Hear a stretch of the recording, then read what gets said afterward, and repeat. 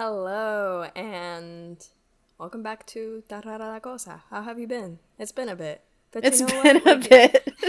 we're giving you a double feature if you watch this at the same time. But we'll get to that soon. Either way, hello. How have you been? Welcome. Are you enjoying this? We hope you are. We're having lots of fun. Did you see episode 2? Episode 2 is great. Season 2 really is good. Even better. And that's the entire premise of episode 2. Season 2 rocks. But season 3... Oh. 3 is the magic number. And we're going to talk about it. Let's get to it.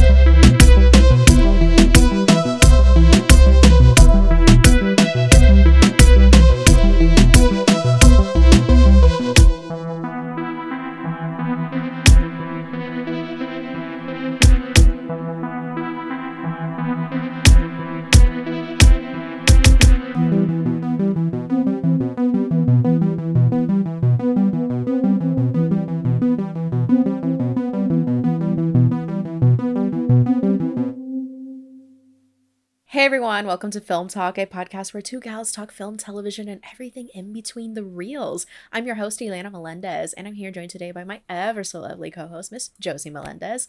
And we are back with Rara La Cosa, and we are clearly very enthusiastic and passionate about discussing what I think we can agree as peak Stranger Things. Stranger Things Season 3. The freaky season, as I keep calling it, in our show notes. We have show notes now. Not sponsored by Gwyneth Paltrow. Ew. But, but Season 3, let's talk about it. 11 is her most powerful this season. Oh, yeah. Absolutely. She snapped. And she snapped a little too hard. Let's talk about it. I think... First impressions going back into season 3. You've seen this, I don't know, 69 times by now. Yes. Season 3, I rewatched it, I think, 2 to 3 times when it first came out. Jesus Christ. Because I couldn't accept Hopper was gone. Yeah. And a part of me was like, no, he's not. We didn't see a body. So it's like very obvious when you look back. Spoilers if you haven't seen season 3, but you're here. If you're here, I would hope you already watched season 3. I would hope. If you haven't, or at least we hope that this has inspired you to watch the seasons, because I know there are a lot of people that stopped at season 1, which I get, but also I'm judging you. But that's a whole other conversation. Either way, cool motive, still rude.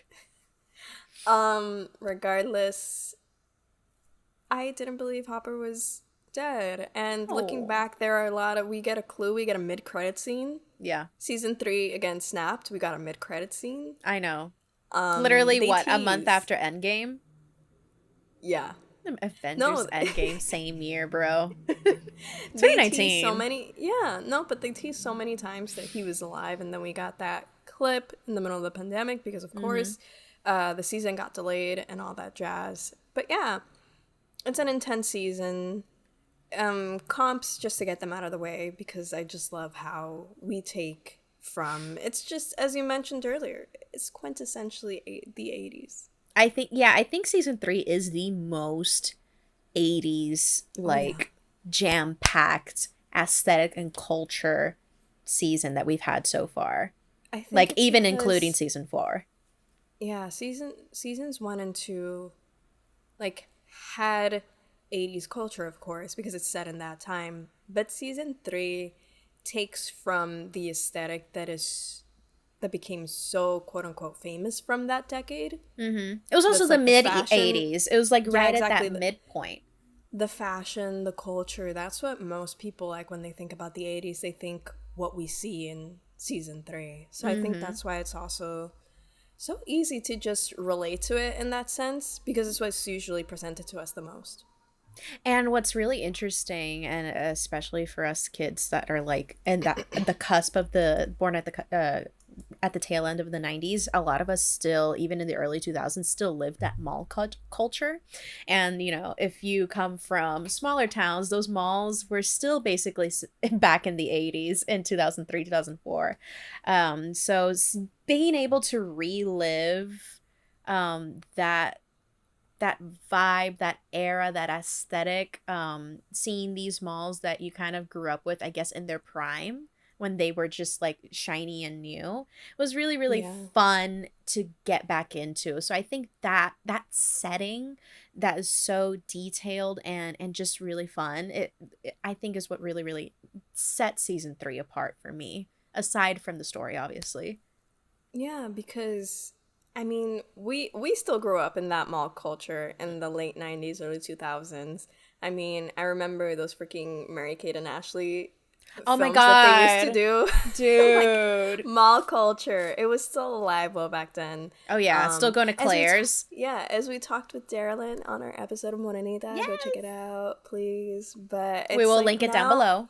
yeah, mall culture has changed a lot now as we're trying to be like more conscious of fast fashion Mm-hmm. and just the way that we consume. Mm-hmm. Because mall culture is all about consumerism, and that's what Yep. this season definitely tackles with the mall culture and a little bit about it. Like, of course, the season tackles small town America versus the mall and corporate America, Mm-hmm. and just how these entities, these malls, are trying to like colonize in other ways. Since we can't take territory, let's take your wallet. And that's really what the season is also about: capitalism versus consumerism, which also just leads me to think that I think the season was their most political, but it's not Yeah. surprising considering it came out in 2019. Right. It was literally the year before the elections. Yeah, I Mm-hmm. think what's really interesting about the season, and I'm not saying that it is without issues, obviously, because it is set in a, like at the height of the Reagan Bush era. Yeah, which 1985. Mayor Klein, played by, let me give him his love, Carrie Elwes, who is in The Princess Yes. Bride. Reagan vibes. Yes. Reagan vibes right No, there. he's literally the shots that they did with him like being like that super power hungry Republican Mm-hmm. politician. I'm like, this dude's trying to be Bush. Like Bush Yeah. senior. Like it's giving that vibe, and they definitely planted him as that figure for a reason. So it everything, obviously, as we've seen in previous season, has been extremely intentional, whether it be something as obvious as like a monster, or something as like a little bit more subtle as the political figures in this, because we're also at like the height of the Red Scare in Mm-hmm. in this whole setting, in this era. And then this is like the first time that we actually, though it's been spoken of like this unseen force through conversation between season 1 and 2, we've actually get to put a face to, you know, that Red Scare that everyone's always talking about. You know, Soviet Russia always liked threatening to attack the United States. Red Dawn is Yeah. also referenced here, by Dustin, I believe. So it's just something that really kind of ups the stakes of the show, but Yeah. also I think criticizes, but at the same time, either unintentionally or intentionally, kind of really plays into those like conservative stereotypes, because at the end of the day, Mm-hmm. it is very patriotic. It is very pro Oh America. yeah. It's the July 4th season. Yeah, This is like 4th of July prime. I remember I don't celebrate the 4th of July because, neither do well, I. we're a colony. But I do remember, just for the sake of the season, it came out on the 4th of July. I was alone. I was doing my master's. I think that's why I keep this season a little bit closer to my heart, Right. because it was that comfort for me while I was living on my own, doing my master's degree, Mm-hmm. MFA squad, let's go. And I just wanted to feel the way I felt with the other two seasons, even though, like, season 2, I watched it during Maria, so that's, things are happening. But Yeah.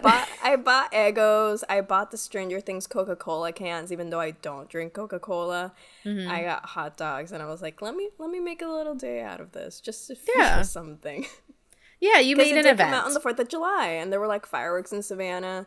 So, I wanted it to feel a little bit bigger because, honestly, this season is bigger than the ones we had gotten prior. Yeah, exactly. And each season does make an effort to up the stakes because it also like ups the budget. They're like, "Ooh, we have more money. We can do more with it."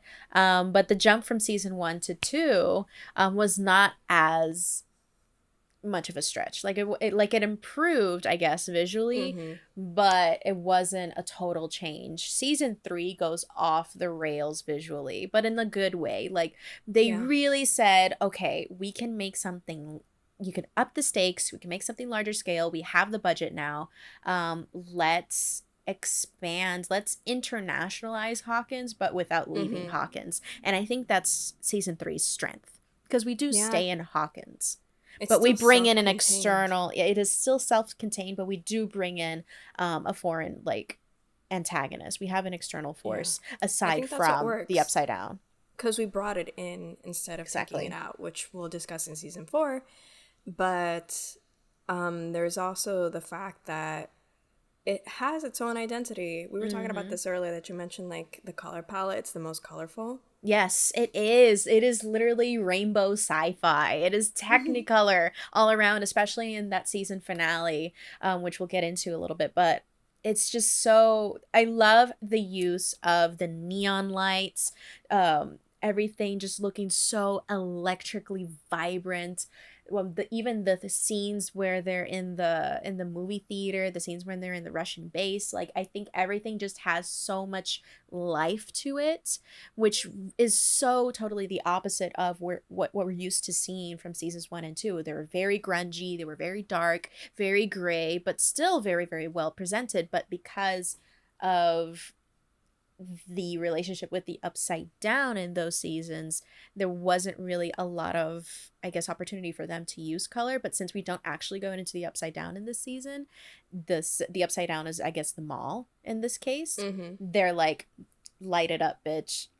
Yeah. Literally. Which just brings it back to the 80s aesthetic. We have great production design, which, fun fact about the mall, it was an abandoned mall that they just repurposed and turned into an entirely, like, actual mall. And now it's closed and you can't go in it or anything. It was self-contained, very specific location, still within Hawkins. It still feels not as small and humble to say Yeah. as season 1, but again, as opposed to season 4, where we go off the rails. But again, we'll get into that later. A few nods that I do want to give is we get, like, Weird Al references with Mr. Clark opening his garage with his shorts. But we also get Madonna. So anyways, Weird Al streaming on Roku. Streaming on the Roku channel for free, by the way.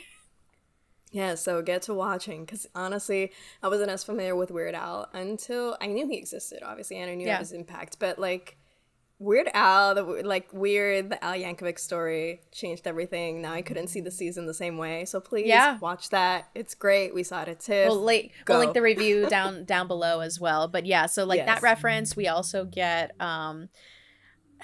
just, I love to see Scott Clark come back in. I think he's so charismatic. I think he's great, even if he was only there for like one episode. I think it was still really, really nice to see him again. And aside from the 80s aesthetic as well, we get to see more of cinema. We get to see more of the cinematic culture from the 80s. We get to see, season 3 is very much giving The Thing. It's very much giving Invasion of the Body Snatchers. You pointed out something that I hadn't thought of when I first saw it, but I totally agree with those last few episodes. Jurassic Park.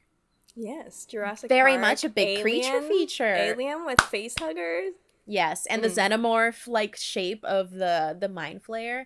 I think again, this season just really just says let's up the ante, but with also staying focused. Yeah, because that also means it's the goriest season. Oh yeah, ups the ante on the gore. Don't watch this while you're eating breakfast, because we both did that. I made that mistake that first time I watched it, because again, I had waffles and I started and I was like, ooh, season 4, let's go. And then the rats start exploding and I'm like, season 3. Season 3, yeah. The rats start exploding? And I'm like, wow, my waffles. But Just staring at your syrup-soaked waffles like, yeah. But anyways, delicioso. speaking of rats and explosions, Billy Hargrove, the villain. Nasty. People sympathize a lot with Billy, and I, even rewatching the season, I'm still like, why? No. I get it. People we like see to his background, we see his upbringing, but still, cool motive, still a racist abuser. Season 2, they made him so unredeemable in season 2 for me. And it's not like he tried to redeem himself in season 3 either. It's like, no, I felt bad for him because that mind flare is a sick fuck, as we learn in season 4 with freaking Vecna. We find out motivations and shit, but still, like, having that in your head, I get it. You see Will with his spidey senses the entire third season. Spidey senses, that's true. It's true. We see him the entire third season just traumatized. Like, I remember the first comparison that came into my head seeing his fear, because again, Noah Schnapp is just such a good actor. It's like when an abusive partner comes back into your life. Oh, yeah. That's what he was giving. And to have that inside Billy Hargrove, I'm like, you poor soul. And then he freaking helps it infect the entire town. And again, that's where Invasion of the Body Snatchers comes in. And it's terrifying, but as a character, hated him. Now, Deacon Montgomery, as an actor, he put everything into it. He was intense. He is. No, even in season 2 and season 3, I think he really just kind of dominates every single scene that he's in, because he is... He knows how to be that intimidating force, quite honestly. So to the point that whenever I see him in other things, like we saw him recently in Elvis, it's just so weird not to see him try to be intimidating. It's really off-putting to see him be nice, because he's just so good at just like... He did a rom-com and I haven't seen it. I've been curious, but I haven't seen it because I'm like, he did a rom-com and apparently got good reviews. I think it was produced by Selena Gomez.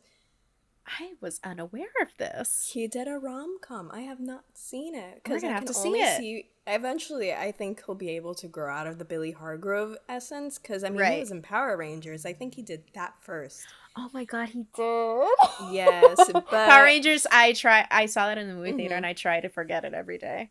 I haven't seen it. I It's remember bad. Becky G was in it. and Becky I wanted G to was in it, support- mama. I wanted to support Our Lady that gave us singing in the shower. I had to support, but I Singing didn't. in the shower. Wow. Someday I will. But when Deacon Montgomery got cast in season 2, sorry. I was like, oh, who is this? And then I saw Power Rangers, and I was like, oh, okay, let's see. He was and then cute he was in the Power worst Rangers. character ever. Oh yeah. But It's again, like, ooh, an attractive individual in Stranger Things. Wait. He's either a love interest or a villain. Yes. But again, reeling it back in. Intense. Really good role. I think, again, despite my feelings towards the character, Deacon Montgomery gave everything he could. Yeah. And he left it all on the Starcourt Mall floor. He really did, honestly. And you know what? I think he got what he deserved, but I think his one redemption was, and I think that's all that mattered, really, was Max's sympathy. Didn't really matter anybody else. I think that's why I'm so confused, because season 4, she's just so depressed because of his loss, which it is traumatizing seeing the way that he died. It was horrible. Yeah, nasty. But I still, like, the way he treated her, I still can't get around it. But I mean, sympathize in a we'll way. get into it with season 4's discussion, but I understand her in the sense that, and really, she was depressed because she didn't feel depressed that he died. She wanted him to die, like, deep down, and that scared her. Maybe, because he does, like, Vecna does bring that out to her.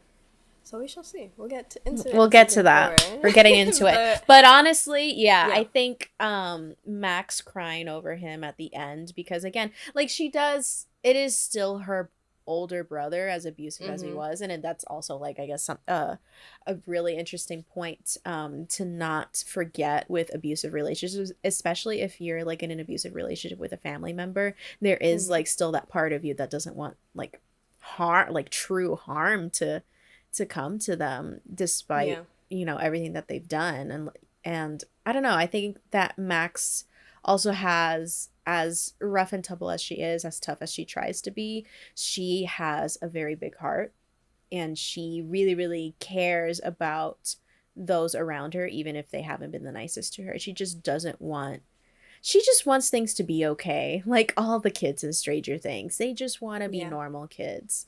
And to see that happen right in front of her and then have to relive it over and over again. I'm sure she didn't want to be depressed when that happened. No. But yeah, it was a choice. It was a choice that we'll get into. But yeah, I Speaking think of Max, Max, Sadie Sink, boys get versus into it. girls. This is a Yes. season of boys versus girls.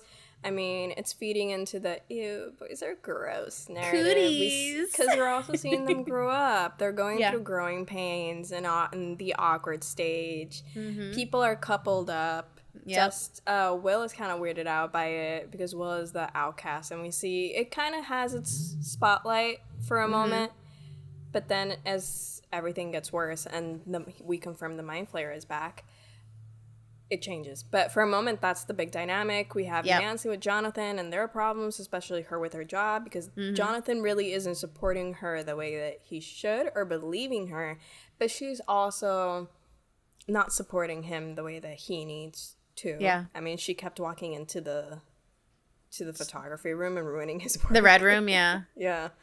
But yeah, we have The red Mike and room, 11. the dark room, Jesus. The dark room. It was red. Yeah, we have Mike and 11, I dump your ass, iconic. Honestly. Which gives us Max and 11. As a I friendship. love we see her grow. it. They I love read that Wonder dynamic. Woman. Dude, I remember when I saw that scene for the first time, like them actually like becoming friends and supporting each other, and when Max shows 11 Wonder Woman, the Wonder Woman comic. First time I saw it, I'm like, I'm crying. Second time I saw it, I'm crying again.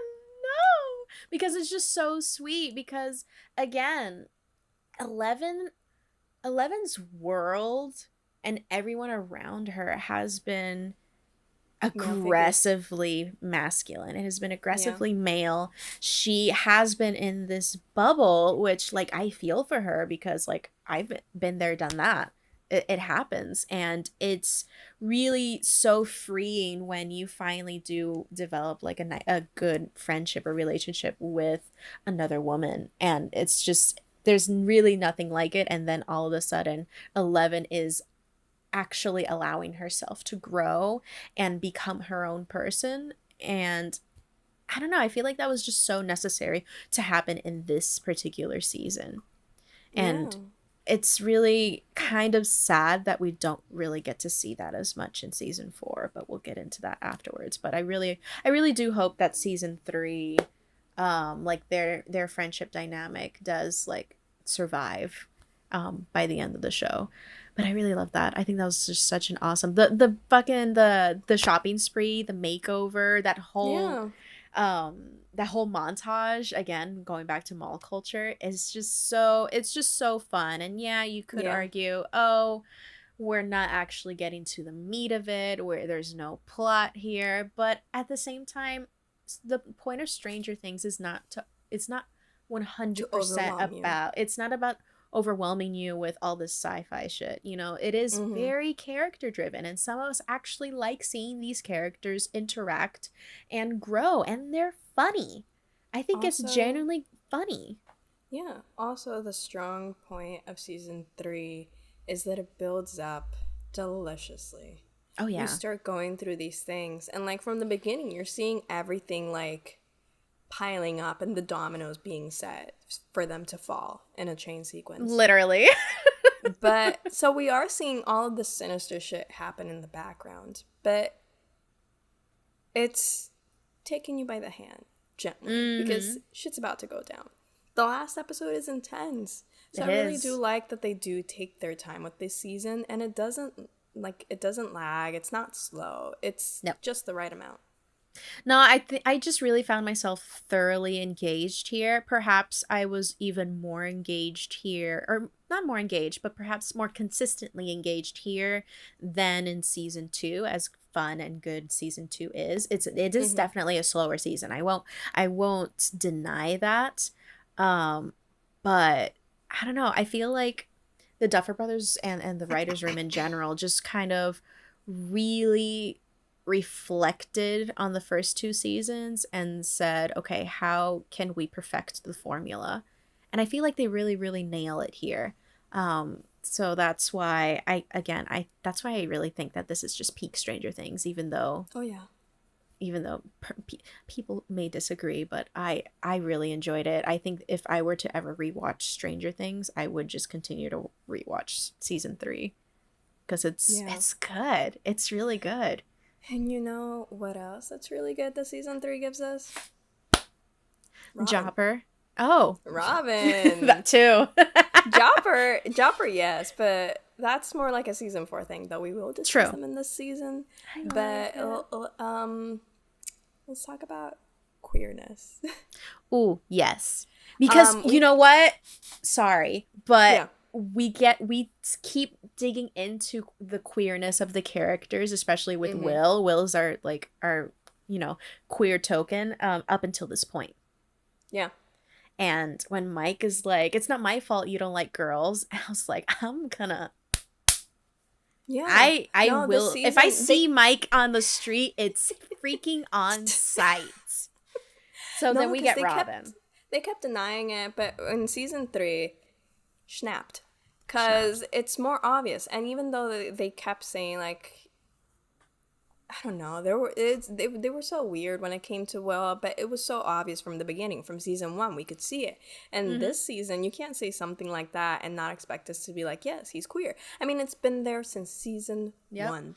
Yep. Now, the difference is that I'm not excusing the Duffer Brothers, but it makes more sense to get it quicker from Robin, that's a new character, than Will, because Robin is in high school. She's had more time to think this through, and Will has been in a weird dynamic where his friends haven't been able... I mean, there's a lot of supernatural stuff going on. So he hasn't been able to think that through. He got abducted by a freaking Demogorgon. So things are happening. Just really busy. So in that sense, Robin is more self-assured as a person, as we see in the season. She already knows who she likes. And she knows who she wants to love. And that's not Steve. She's also older. She's also had the time to actually reflect and explore and accept that part of herself, and that's obviously not the same journey for everyone else, because Will is like been pushed really deep into the closet. It can take years for you to figure your sexuality out, and it's a spectrum. It changes, it's fluid, so it's understandable. Now when looking at these 2 characters, I understand why they did this with Robin, but also Robin wasn't always supposed to be queer. It was Maya Hawke's suggestion, which I absolutely love, because Robin was originally written as a love interest for Steve, and you can see it throughout the season, and I'm glad they left it as it was, but they still added the change. It's a plot twist, because of course Steve's gonna like her. She's awesome. But she's awesome, but also is the whole dynamic of Dustin telling him that he should give her a chance, and it's Steve going through this whole journey where he's realizing that the things that he cared about before aren't things that he really cared about. He just thought he needed to. So it's just this whole thing, and it gives us one of my favorite friendships on the show, because I love them together. And the fact that they stick together by the end of the season, because he's the first person that she can be herself with, and he doesn't judge her, and then they just bond over girls. It's great. I love them. And then I love just singing, like, he wasn't even upset that she liked girls. It's the fact that she had bad taste. Yes, it's so true. See, that's she sounds like a Muppet. That is an ally. He's like, he's not mad. He's like, oh my god, you're gay. No, it was more like, her. Yeah. Which, you know what? That's a real one. I respect that. You know, sometimes we slip, and we have to have someone to catch us slipping. But I love that rapport. I love that dynamic between them, and it's just one of the best scenes. That bathroom scene, good. Everyone loved it. It was so good. It was well written. It was so well written.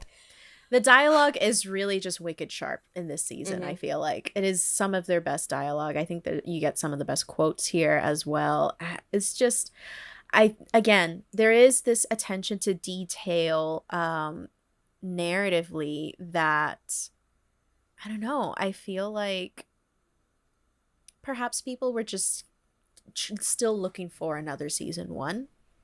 And Yeah. I don't think that's something to really strive for with this show. It's constantly reinventing itself. It's just it's this constant evolution because the show does also act like the Upside Down.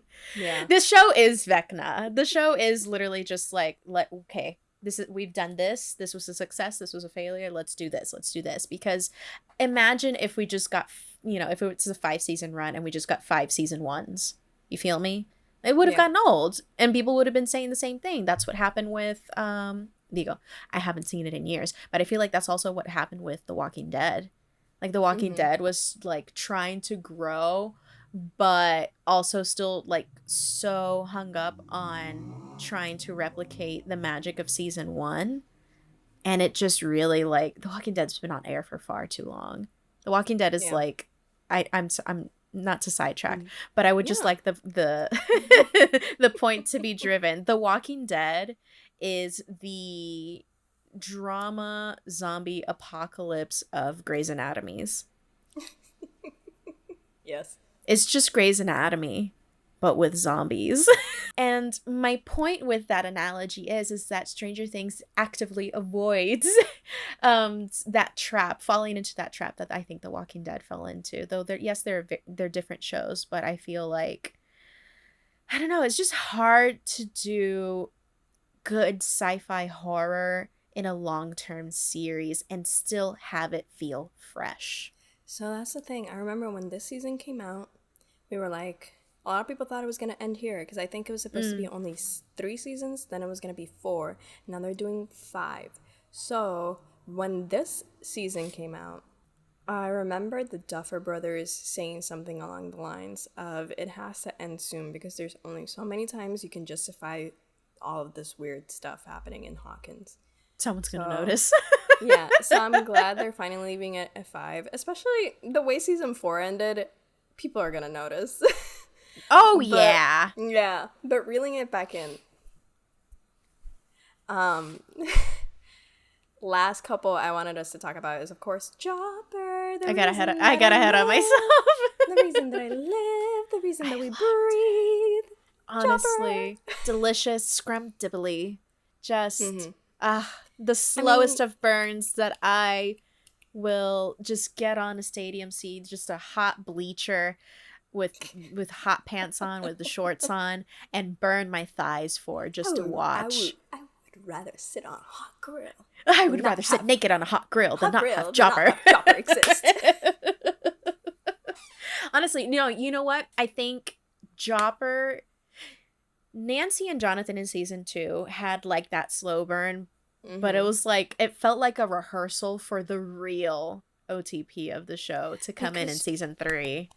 Because Joyce and Hopper have been a thing since season 1, and I was there like, when is this happening? When is this happening? In season 2, you have Bob, and you're like, but then you like Bob. And then you like Bob! Then in the end, Bob is gone, so Hopper is there for her. And it's like, you see them, and it's like, there's something there. He's always liked her. He's always had a thing for her. They were friends in high school.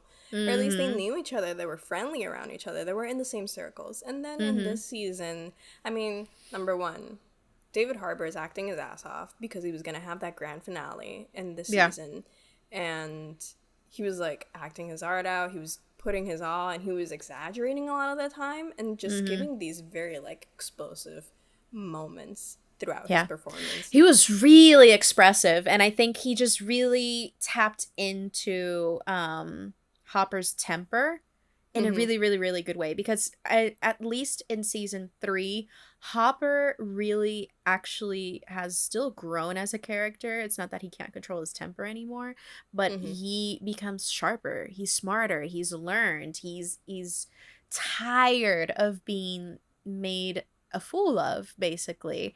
And I think just that whole scene with him and Alexei in Murray's hideaway, when he kicks Alexi out and he gives him the car keys and everything, because he knows, like, he's actually already analyzed the situation. It is such a good scene.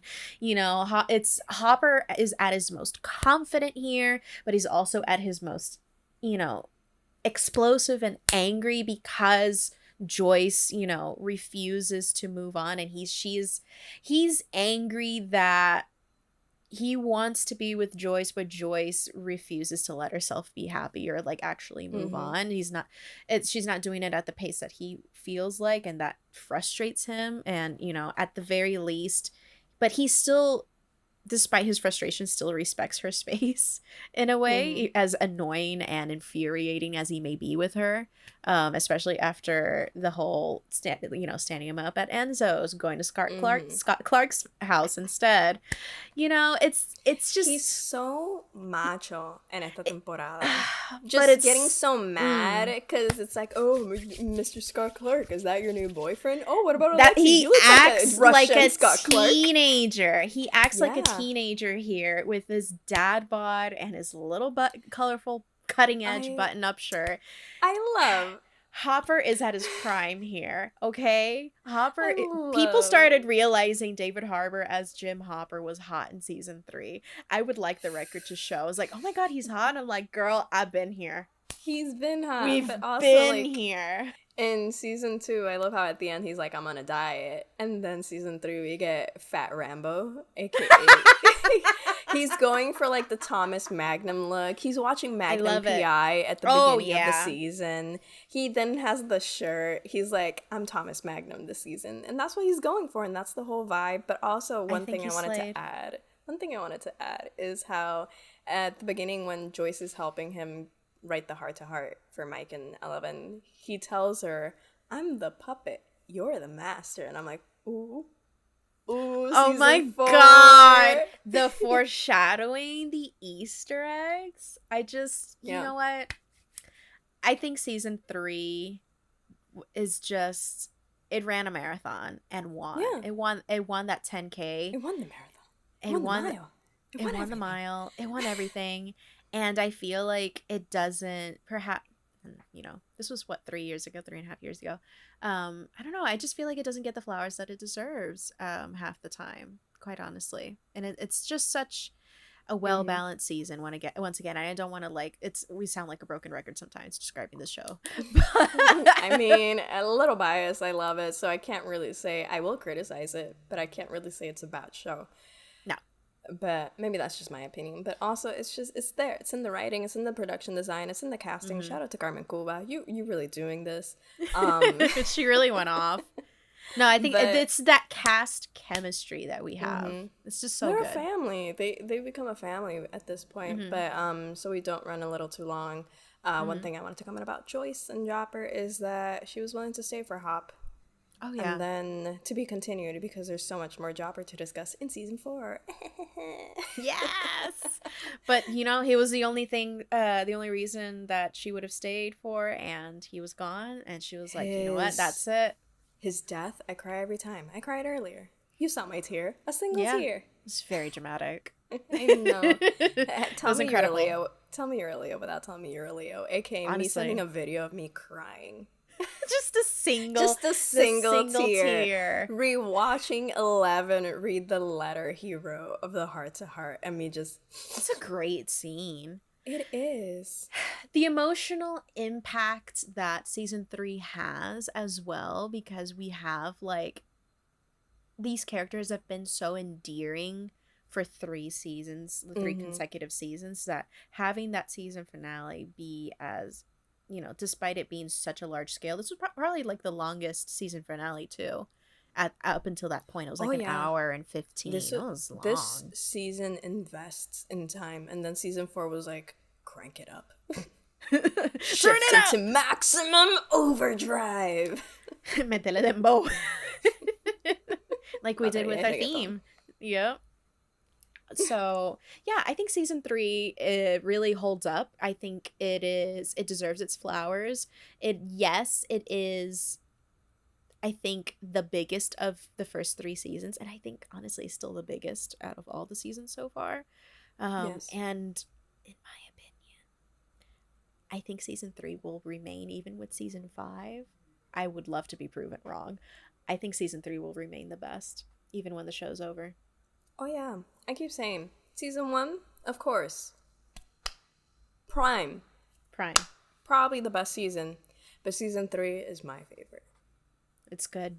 I will not go as far as calling it the best because every time I watch season 1, I'm like, God damn it! But season 3 is like up there for me. It's my favorite. I mean, we're gonna do a ranking. We're gonna do a ranking at the end of this series, which we hope that you guys have been following along with. So, anyway, so we have made it this far. You had some questions.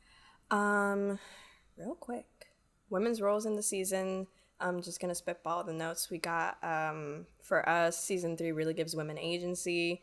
Yes. More agency, and it's about damn time. Nancy and Karen Wheeler, their conversation when they're talking about how the world beats you down, and how we see how Karen is like, I gave up, but you're not like that. You're a fighter. And she's like, I get it from you, Mom. That was a touching moment. I'm glad we got that. Because they set her up to be like this. She was about to cheat on her husband and her family with this. They set her up to be this like, you know, this dumb, rich, blonde, desperate housewife. But she has agency. She has agency. She has dreams. A heart. She has hopes. She cares about her family. She cares about her children. And then Joyce, which is the one we often see being the epitome of that. This season is more her being more outspoken and giving men a piece of her mind, because the previous seasons she's been just talked down at and everything. So it's nice to see how both times that she speaks up, we get results. Do not patronize me. You will get the military here now, dude. But she put the fear of God in that, and I quote, glorified secretary. Yes, but it's also about Joyce overcoming her trauma. Yes. It's about these women overcoming their trauma in this heavily masculine environment. Not only in Hawkins, but just like the state of the world in the 80s. Yeah. And how we're still seeing this today. Fun. No, but you know what? I think it is really cool to see that here. And I love to see that they are multidimensional. Yeah. And they're flawed, and I love to see that there is like a sort of reverence to them and to how they push this season. They propel the story forward. Because we get Karen having that moment. We get Nancy going against Lo Periodista, the journalist. We get Erica at the end, like embracing being a nerd, and then it's not weird, and getting the Dungeons and Dragons kit and everything. We get Robin being honest about her sexuality with someone other than herself. So it was a good season for the women, I dare say. And freaking 11 again being just badass. That's the thing. And I love that, you know, 11 could easily be painted as like this consistent badass and the one to always save the day. But 11 doesn't actually, at the end of the day, save the day. This is like the first season that she doesn't like basically close the gate or kill the monster or anything. It's, I think this is her friends and family. It's the friends and family around her, because Mike is Mike is but Mike has a point on being protective of 11 because everyone does depend on her, and they just kind of lean and expect her to be this machine that just fixes the problem at the end of the day every single time.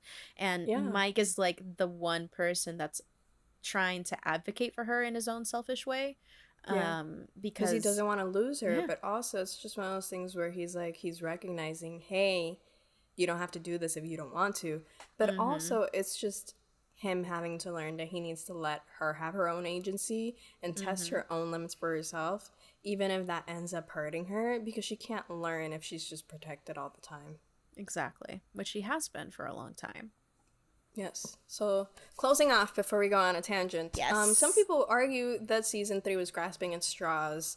Would you agree? I think after all that we've discussed, no. No. And we'll talk about which season was grasping at straws a little bit. Ooh. But the only straw season 3 is grasping is the one Alexei grasped to put in his little Slurpee. That's my another comment. Additional commentary. Let's Alexei's death. Alexei's death. Man, It always hurts me. It always hurts me. We got him for so little time. He's a very endearing character. He was. The actor was really good. I'm sorry I'm not remembering his name right now. Maybe you'll insert it later. Apologies. Apologies. But he was good. And just the whole, again, goes to the writing. Him watching the cartoon and then he has the plushie and that's how he dies. That's so sad. That's tragic. Yeah. But he was at least able to live a slice of life. He was able to live for a moment, even if it was in America. Yeah. But the bounty hunter, Sylvester Stallone, meets Dennis from SpongeBob. Yes. Brilliant. Honestly, perfect. No, yeah. And then I guess Never Ending Story, annoying or not, because a lot of people hated the scene, but I loved it. I don't know. I feel like maybe I was a little bit like taken out of it the first time I saw it, but I wasn't like hating it. Jesus Christ. It's not like they were it's not like they suddenly did a musical number with choreography and everything. They were just singing. Yeah. And it lasted maybe 30 to 40 seconds. It was not, and there was a purpose to it. You know, it made sense. Yeah. We were discussing this earlier, and as you said, for the people out there, it's camp. Deal with it. Camp. It's fun. I mean, have some fun, man. Not everything is, you know, blood, guts, and glory. Sometimes you have blood, guts, and glory, you know, breathing down your neck.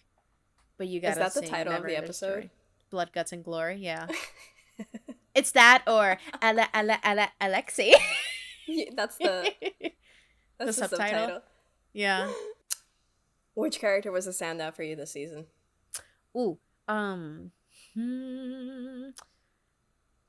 enough, Nancy. Nancy with her guns. Pew pew.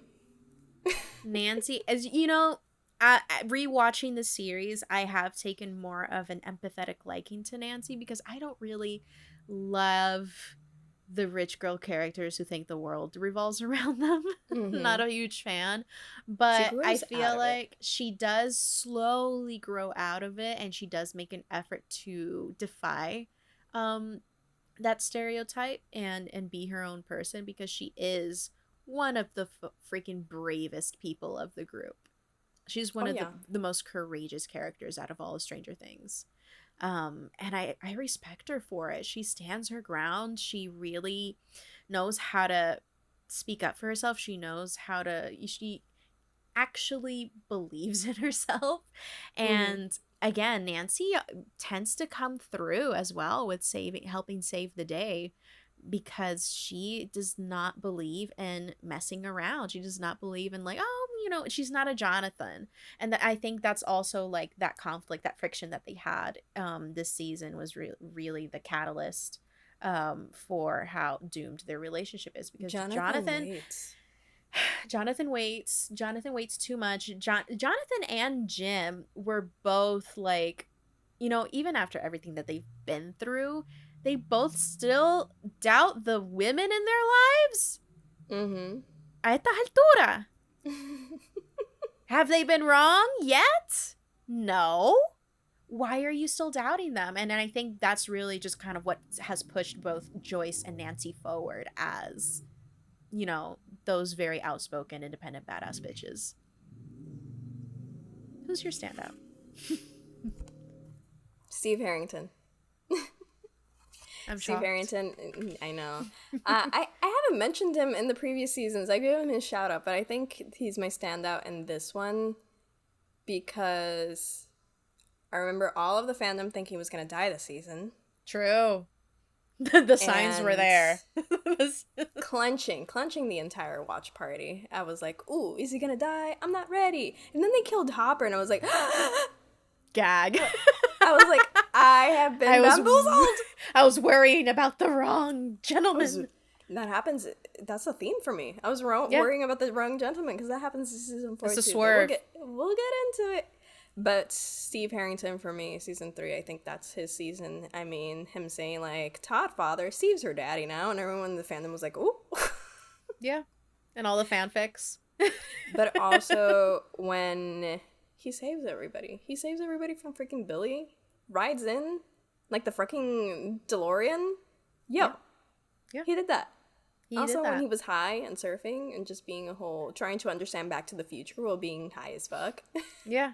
No, I love that scene. That scene of him and Robin again. Like I love the dynamic that Dustin and Steve have, but the dynamic between Steve and Robin also is just delicious because they are homies, they are bros, and they look out for each other, they're loyal to each other, and I love that. I love to see that. I don't know, it's that good wholesome content.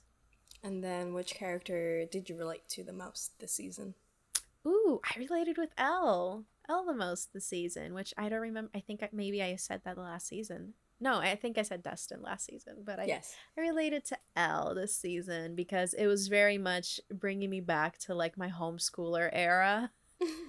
And it's Elle like finally, breaking out of that mold of being completely sheltered for most of her life and really just kind of seeing a little bit of the world for the first time. I was like, I feel that, sis. I feel that, and I love that for you. So yeah, I saw a lot of myself in 11.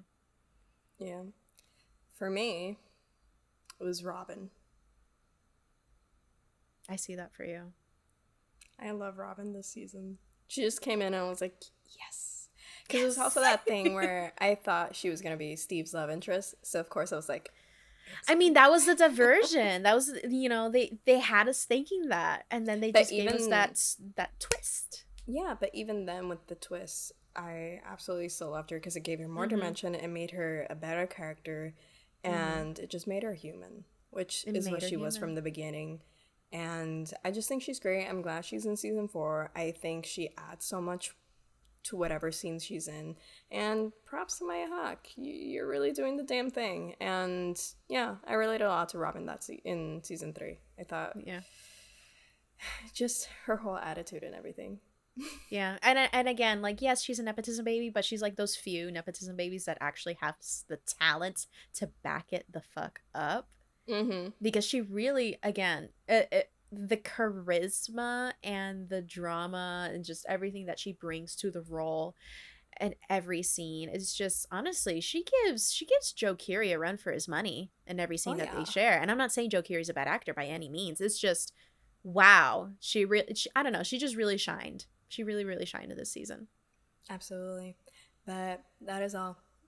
That is all for this episode. I hope y'all enjoyed. Where can they find you, Josie? You can find me at the Josie Marie on Twitter and Letterboxd.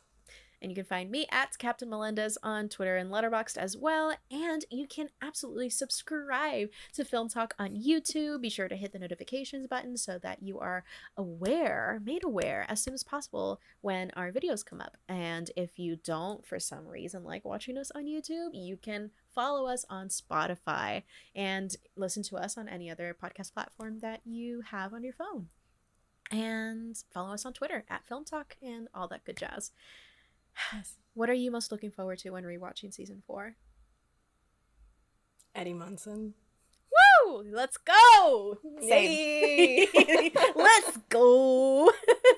Anyways, if you're watching along with us, let us know in the comments, what was your favorite moment of season 3? Who was your MVP of season 3? And what are you, again, most looking forward to in season 4?